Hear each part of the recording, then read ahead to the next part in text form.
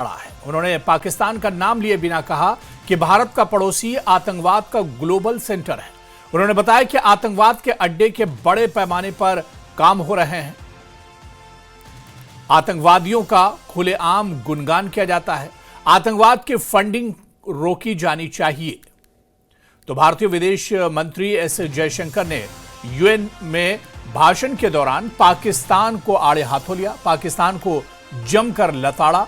उन्होंने पाकिस्तान का नाम लिए बिना कहा कि भारत का पड़ोसी आतंकवाद का ग्लोबल सेंटर है। उन्होंने बताया कि आतंक के अड्डे बड़े पैमाने पर पाकिस्तान में काम कर रहे हैं। आतंकवादियों का पाकिस्तान में खुलेआम गुणगान और उनकी तारीफ की जाती है। आतंकवाद की फंडिंग रोकी जानी चाहिए ताकि आतंकवाद की कमर टूट सके। तो पाक में बड़े पैमाने पर आतंकी अड्डे हैं, काम कर रहे हैं, आतंकी कैंप हैं। यूएनजीए महासभा में पाक को भारत ने लताड़ लगाई है। विदेश मंत्री एस जयशंकर ने पाक पर हमला बोला और पाकिस्तान का नाम लिए बगैर उन्होंने कहा कि हमारा पड़ोसी आतंक का ग्लोबल सेंटर है, ग्लोबल केंद्र है। और यहां पर उन्होंने कहा कि आतंकवाद की फंडिंग को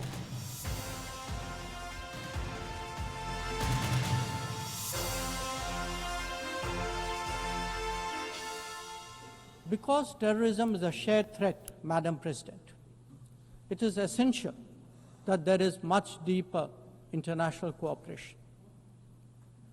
When nations openly declare terrorism a state policy, when terror hubs operate on an industrial scale, when terrorists are publicly glorified, then such actions must be unequivocally condemned. The financing of terrorism must be choked, even as prominent terrorists are sanctioned. Relentless pressure must be applied on the entire terrorism ecosystem. Those who condone nations that sponsor terror will find that it comes back to bite them.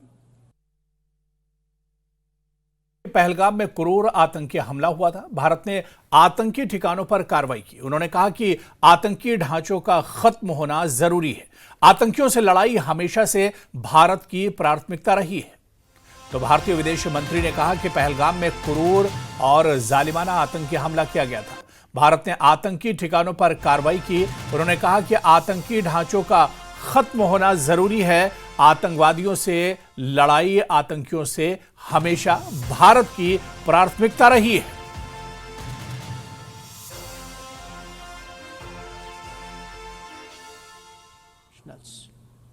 The most recent example of cross-border barbarism was the murder of innocent tourists in Pahalgam in April this year.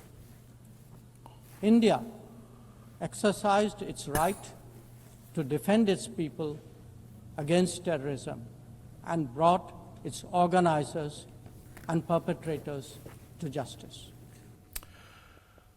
तो UN में एक बार फिर से पाकिस्तान को आड़े हाथों लिया है भारत ने और पाकिस्तान को बुरी तरह से लताड़ा है और पाकिस्तान को दरअसल बेनकाब कर दिया है भारत ने यूएन में। और उन्होंने कहा है कि हमारा जो पड़ोसी है, विदेश मंत्री एस जयशंकर ने कहा कि हमारा पड़ोसी दरअसल ग्लोबल आतंकवाद का ग्लोबल केंद्र है, ग्लोबल एक तरह से सेंटर है और यहां किस तरह से आतंकवाद फल फूल रहा है, इसी को हम दरअसल समझने की कोशिश करेंगे। कुछ खास मेहमान भी हमारे साथ जुड़ रहे हैं और इसके अलावा आपको बता दें कि पहलगाम हमले के बाद जिस तरह के हालात बने और जिस तरह से पाकिस्तान हमेशा ये चाहता है कि भारत के अंदर और खासतौर से कश्मीर के अंदर हालात खराब किए जाएं, जो पुरअमन माहौल है उसमें एक तरह से खलल डाला जाए। लेकिन इस तरह के हालात में आप देखिए कि यूएन में जिस तरह से भारत ने पाकिस्तान को बेनकाब किया है और पाकिस्तान की जो पॉलिसी है, पाकिस्तान की दरअसल भारत को लेकर जो रणनीति है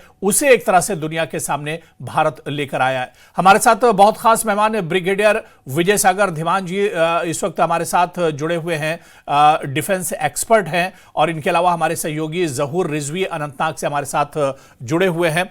दोनों का बहुत स्वागत है। मैं जहूर बहुत मुख्तसर में आपसे ही जानना चाहूंगा कि पहलगाम हमले के बाद आप देखिए कि किस तरह से एक बड़ा बदलाव पूरी जम्मू कश्मीर में सिक्योरिटी फोर्सेस को लेकर देखने को मिला था। पाकिस्तान और पहलगाम हमले के बाद भारत ने करारा जवाब दिया था, ऑपरेशन सिंदूर किया गया था और उसके बाद आप देखिए कि दुनिया के सामने पाकिस्तान एक तरह से बेनकाब हो गया था। देखिए हुरैरा, मैं आपको बताऊं कि जिस तरह से कल external affairs minister S Jaishankar का बयान सामने आया है यूनियन जनरल असेंबली के इजलास में, और उन्होंने हालांकि विदाउट नेमिंग द कंट्री उन्होंने कहा कि ये टेररिस्तान और जो पहलगाम आतंकी हमला जिसमें 26 बेगुनाहों की जानें ज़ाया होगी, तो उसमें उन्होंने बिल्कुल क्लियर अपना स्टैंड किया, भारत का स्टैंड क्लियर किया कि टेररिज्म के खिलाफ है भारत, और जो नेबरिंग कंट्री है वो कहीं ना कहीं इस टूल को इस्तेमाल कर रही है, टेररिज्म को इस्तेमाल कर रही है, और जो पहलगाम टेरर अटैक है उसकी उन्होंने काफ़ी निंदा की, और वो कहा कि जो नेबरिंग कंट्री है और विदाउट नेमिंग द कंट्री, हालांकि उन्होंने ये कहा कि टेररिस्तान, और इससे साफ जाहिर होता है कि जो भारत का स्टैंड है टेररिज्म के खिलाफ वो क्लियर है। और इसी तरह से अगर हम बात करें 22 अप्रैल के सानिया की, 22 अप्रैल के सानिया के बाद चूंकि सिक्योरिटी एजेंसीज जो हैं वो बहुत ज़्यादा मुतहरिक हो गई और तब से ऑपरेशन लगातार जारी है। ऑपरेशन सिंदूर की आपने बात की, उसके अलावा भी कई ऐसे एनकाउंटर्स जिसमें काफ़ी जो मिलिटेंट्स है वो मारे गए, उसके अलावा जो आए दिन जो छापामार कार्रवाइयाँ भी अंजाम दी जा रही है, कहीं ना कहीं जो टेररिज्म के ऊपर नकेल कसी जा रही है, ये एक पार्ट एंड पार्सल है उस एक्सरसाइज का जहां भारत अपना स्टैंड जो है वो क्लियर कर रहा है टेररिज्म के खिलाफ, और टेररिज्म के लिए कोई जगह नहीं है। और स्पेशली जम्मू कश्मीर रीजन की अगर हम बात करें तो यहाँ पे जो सानिया पेश आया, स्पेशली पहलगाम की अगर हम बात करें तो उसके बाद मजीद जो सिक्योरिटी है वो मुतहरिक हो गई है। हुरैरा बिल्कुल, मैं विजय सागर धीमान जी इस पूरे बयान को हम समझने की कोशिश करेंगे। दरअसल आप देखिए कि पहलगाम हमले के बाद पाकिस्तान ऐसा नहीं कि पहली बार उसका जो आतंकी चेहरा दुनिया के सामने आया, बल्कि दुनिया उसे बहुत अच्छे से समझ रही है। लेकिन दूसरी तरफ आप देखिए कि भारत ने या फिर एस जयशंकर ने यूएन का जो स्टेज है उसका बहुत अच्छे से इस्तेमाल करते हुए और पाकिस्तान की जो सच्चाई है, पाकिस्तान का जो घिनौना चेहरा है, उसे एक तरह से दुनिया के सामने बेनकाब करने के लिए यूएन का स्टेज का इस्तेमाल किया। देखिए, आपने बिल्कुल ठीक बोला। आफ्टर ऑपरेशन सिंदूर या पहलगाम अटैक के बाद भारत ने अपना स्टैंड बड़ा शिफ्ट कर दिया, क्लियर कर दिया और बता दिया कि हमारी रेड लाइंस क्या हैं, now and no more hereafter. ये बड़ा क्लियर जवाब दिया।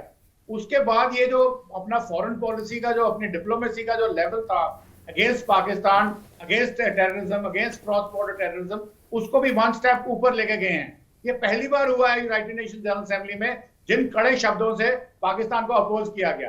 पहले आपने देखा नवाज शरीफ का जो भाषण था उसका जवाब इमीडिएटली हमारे जो परमानेंट मिशन में, यूएन में जो परमानेंट मेंबर्स है, मिशन है हमारा, उन्होंने बड़ा कड़े शब्दों में उनको जवाब दिया, हर चीज का रिबटल दिया। अभी जयशंकर साहब ने खुद बड़े ही क्लियर टर्म में बोला है कि एपिसेंटर ऑफ टेररिज्म कहां है, in our neighbour.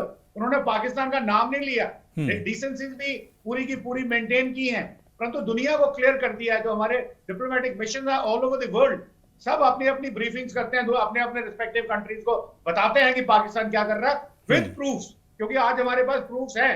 Satellite imagery public domain में है, कुछ कॉन्फिडेंशियल नहीं है, तो यू नो कि क्या हुआ है, कैसे हुआ है, किसने किया है। तो जयशंकर साहब ने बड़ा क्लियरली बोला कि देखिए एक हमारा नेबर कंट्री है, epicentre of terrorism, cross border, हम पिछले सिंस इंडिपेंडेंस हम इसको झेल रहे हैं। उसके बाद उन्होंने ये भी बोला कि अगर दुनिया में कहीं पे भी कोई आतंकवादी हमला होता है तो उसके तार पाकिस्तान से ही जुड़ते हैं। इसके अलावा हमने देखा है कि UN proscribe, even US proscribe terrorist जो हैं वो पाकिस्तान में फलते फूलते हैं, और पाकिस्तान इसको as a state sponsored terrorism एक स्टेट पॉलिसी की तरह इस्तेमाल करता है। फिर उन्होंने ये भी बोला और दुनिया को, सब देशों को अपील भी करी कि देखिए आपको इस सारे टेररिज्म की कंडेमनेशन अनइक्विवोकली करनी है, साथ में उन कंट्रीज के ऊपर आपने सैंक्शंस भी लगानी है पाकिस्तान का नाम लिए बिना।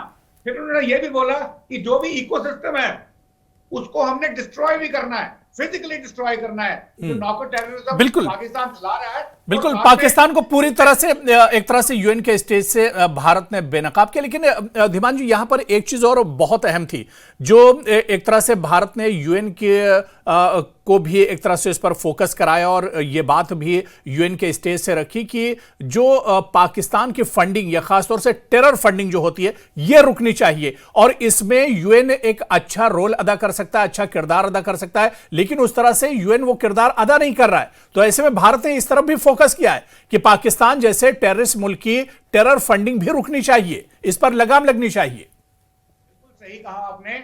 उन्होंने बोला कि यूएन, यूनाइटेड नेशन के अंदर प्रोविजन है कि किसी कंट्री को या किसी इंडिविजुअल को एज ए टेररिस्ट डिक्लेयर किया जाए, पर उसके ऊपर सैंक्शन भी लगानी है, जो अभी तक नहीं लग रही हैं।